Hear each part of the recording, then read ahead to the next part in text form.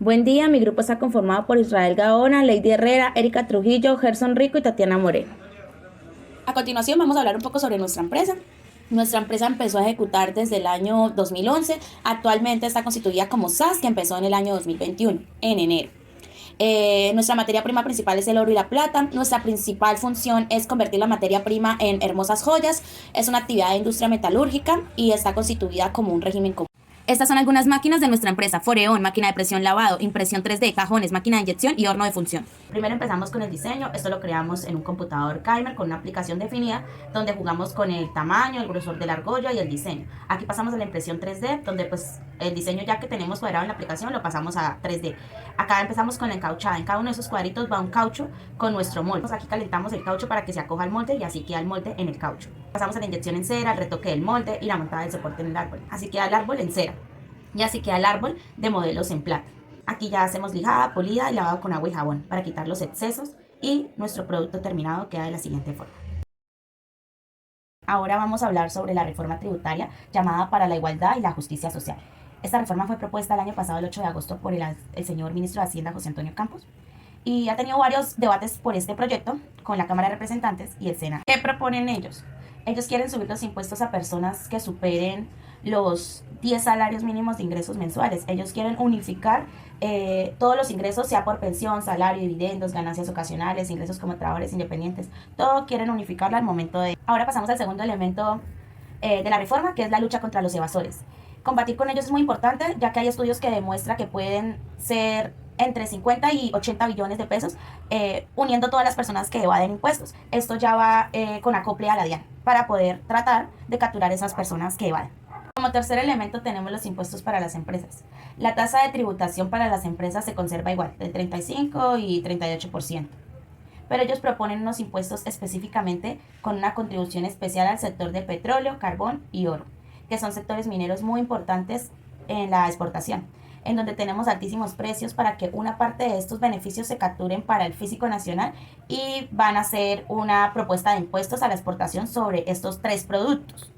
Continuamos con el cuarto elemento y ha sido uno de los más polémicos hasta ahora, ya que es el impuesto sobre las bebidas azucaradas y alimentos ultraprocesados. Ellos proponen que las bebidas azucaradas, gaseosas, refrescos, alimentos ultraprocesados, tales como paquetes, dulces, embutidos, snack, se genera un impuesto del 10%. Sin embargo, durante la votación del año pasado, del 2 de noviembre, se decidió que ningún tipo de pan será agravado, después de un rechazo que causó el hecho de que se incluyera como alimento procesado y debía pagar impuesto. Entonces hubo rechazo con el pan.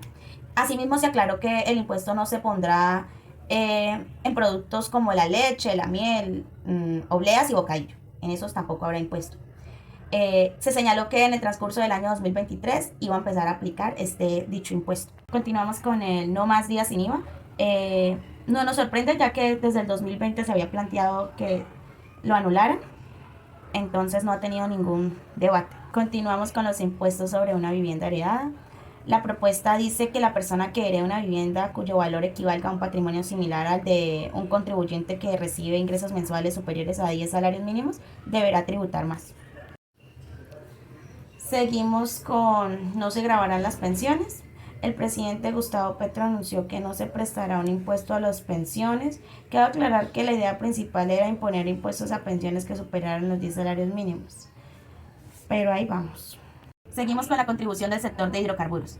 El pasado 25 de octubre también se decidió que se modificara la tributación del sector de hidrocarburos. Sin embargo, se mantienen en que las regalías de todo sector minero no sean deducibles al impuesto de renta. Como explicación de la no deducción al impuesto de renta, el presidente indicó que al permitir explotar hidrocarburos en el territorio nacional, les corresponde a las empresas privadas entregar una cantidad de dinero que no hace parte de su contabilidad, que por lo tanto no están deducibles en el impuesto de renta. Los bienes del subsuelo de la nación ya están establecidos desde 1886, donde se dice que las propiedades de la nación son propiedad pública, son propiedad del pueblo colombiano.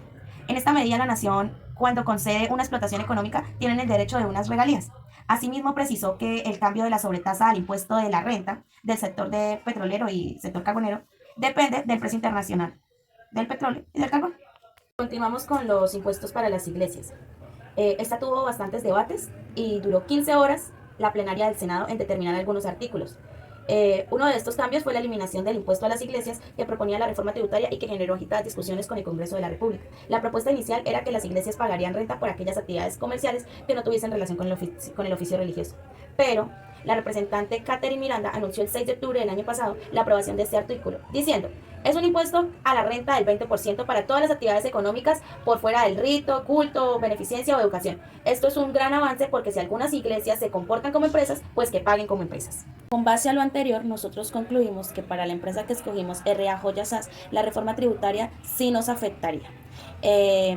Especialmente en la parte productiva, en la cuestión de la compra de insumos para la fabricación, tales como los productos inelásticos que son importantes al momento de la fabricación y sí o sí los necesitamos para fabricar nuestros productos. Estamos hablando de los circones, la lija, las felpas de pulimiento y el oro. A continuación mostraremos una de nuestras entrevistas hacia el representante legal, uno de los empleados y a la competencia de nuestra empresa R.A. Joya SAS. Continúa, Gerson.